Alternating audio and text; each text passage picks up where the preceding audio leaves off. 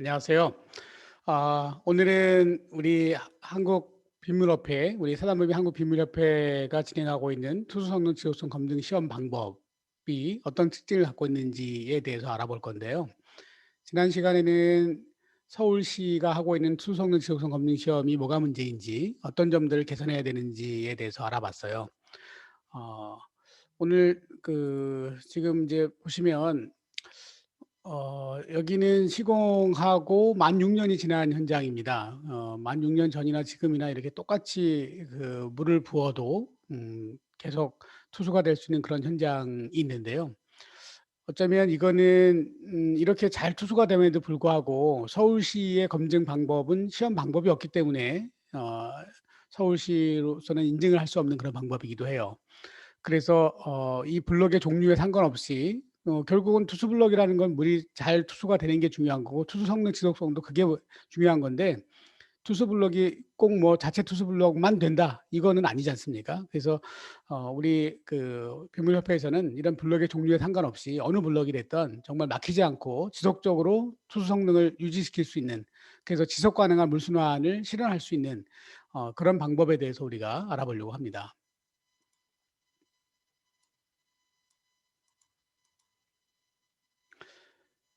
자, 뭐 역시 왜 투수 포장이 필요한지는 말씀드리지 않을 거고요. 자, 서울시가 투수 블럭을 깔아 놓고 나서 2 년마다 한 번씩 투수 성능 지속성 검증 시험을 한다 그러는데요. 현장에서 투수 성능 지속성 시험 검증을 하는 모습을 좀 보여 드릴게요. 이렇게 물을 이만큼 채워 놓은 다음에요. 여기를 열어서 1 초에 0.1 밀리씩 이렇게 스며들면 되죠. 자, 이 경우는 어떻습니까? 아주 잘 빠져나가고 있죠. 시공한 지 꽤 오래됐음에도 불구하고 이렇게 투수가 되고 있는데, 자, 반면에 여기는 어떻습니까? 지금 이제 물을 열어 놨음에도 불구하고 전혀 움직이지 않죠. 이런 경우를 이제 투수 성능이 지속성이 다했다라고 할 수 있는데, 한 가지 좀 넌센스 같이 보이는 게 있죠. 이거는 요 틈 사이에다 실험을 하고 이거는 이 블록 여기다만 실험을 하고 있죠. 이 블록은 자체 투수 블록이라서 여기다 실험해야 된대요. 이게 서울시의 투수성능 지속성 검증 시험 방법이에요. 이 블록도 요 틈새도 투수될 수 있는 거 아닙니까? 근데 왜 여기다만 실험하죠? 예. 뭔가 여러분 누가 생각해도 '아 뭔가 좀 문제가 있다.'라고 하는 거는 충분히 인식을 하셨을 거라고 보여져요. 그래서 투수 포장체에 상관없이, 종류에 상관없이, 그리고 실제 상황과 같은 조건 하에서 투수 능력 지속성 검증 시험을 테스트한다면 정말 안 막히는 블록, 안 막히는 투수 블록 시스템을 골라 쓸 수 있지 않겠느냐라고 하는 거죠.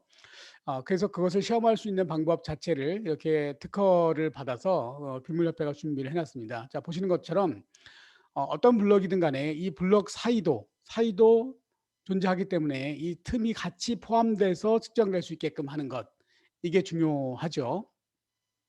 또 하나는 이 틈이 존재한다면 이 블럭의 각각의 제품마다 시방소가 있을 겁니다. 여기는 줄눈제를 넣어야 된다. 안 넣어도 된다. 뭐 이런 것들이 있겠죠. 줄눈제를 넣어야 되는 건 줄눈제를 똑같이 넣고 실험하면 될 것이고, 그렇지 않은 경우는 그렇지 않게끔 하면 됩니다. 이렇게 시험할 수 있는 시험 자재고요.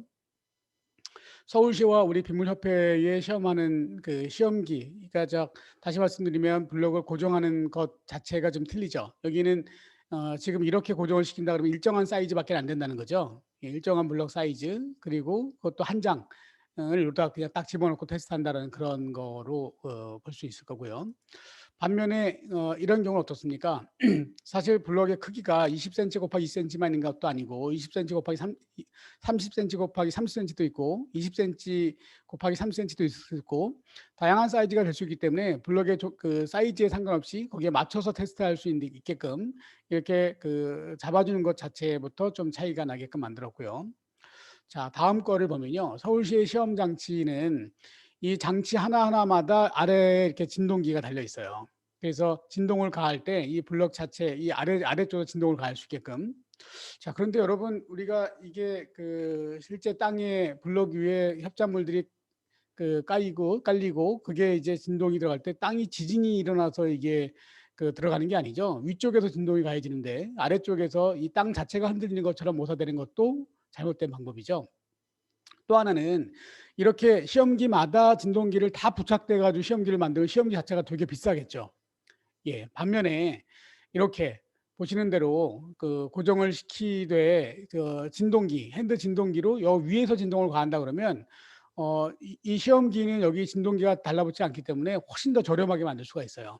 이걸 여러 개 만들 수 있고 여러 개의 이 핸드 진동기 하나면 여러 개를 같이 쓸 수 있기 때문에 핸드 진동기 자체도 싸겠지만 시험하는 방법도 훨씬 더 시험비도 저렴해질 겁니다. 자, 또 하나는요. 여긴 지금 블럭을 이렇게 띄워 놓고 실험했죠. 그럼 여기다 협작물을 넣고 진동을 가하고 물을 붓고 진동을 가하면 다 빠져나가겠죠. 자, 이렇기 때문에 그 실제로 1 등급을 받은 제품도 현장에 깔아 놓으니까 6 개월 만에 막히는 거예요. 반면에 여기를 보시면 아래쪽에 이 그 철판이 있고요. 여기 부직 투수 시트라고 하죠. 투수 시트. 또 가능하다면 밑에 뭐 모래까지 깔 수 있고 또 굳이 모래를 안 깔더라도 투수 시트가 있기 때문에 이렇게 놓고 오염을 시키면 그리고 여기는 어떻습니까? 여기는 아까 말씀드린 대로 줄눈제를 채우고 시방서대로 줄눈제를 채우고 그리고 이 위에 오염물을 오염시켜서 줄눈제 사이도 오염될 거고 이 사이도 그 공격에 들어가겠죠. 들어갔던 것들이 밑으로 빠져나갈 게 아니라 이 안쪽에 다 쌓여 버리겠죠. 그래서 이렇게 테스트를 한다 그러면 실제 현장에서의 결과와 똑같은 결과를 우리가 얻을 수 있을 겁니다. 이런 차이점들 이거 이해하시겠죠. 그래서 서울시의 방법은 거푸집 내에 시료를 고정하고 그다음에 시료에 협작물을 도포하고 진동하고 다시 물을 붓고 진동하고 그리고 나서 이걸 꺼내서 이걸 가지고 다시 투수 시험을 하는 이런 방법이라면 저희 협회가 그 하고자 하는 방법이 이렇습니다. 고정체 고정을 시키고 그다음에 여기에 줄눈제를 줄눈제를 도포하고요. 그다음에 핸드 진동기로 진동을 가하고 다시 협작물을 도포하고 진동을 가하고 물을 공급하고 진동을 가하고 이렇게 해서 충분히 그 협작물 똑같은 협작물이지만 충분히 오염이 되게끔 만들어 준 다음에 여기서 그대로 30 분을 방치해 줍니다. 즉 어느 정도 좀 마를 수 있게끔 하고 나서 이 시험기 자체에서 투수 시험을 진행하는 거죠. 이걸 뺐다가 또 어쩌고저쩌고 할 게 아니라 왜냐면 밑에 모래도 있고 밑에 그 투수 시트가 있기 때문에 그 아래쪽에 이 협작물들이 들어가서 오염이 돼 있을 거거든요.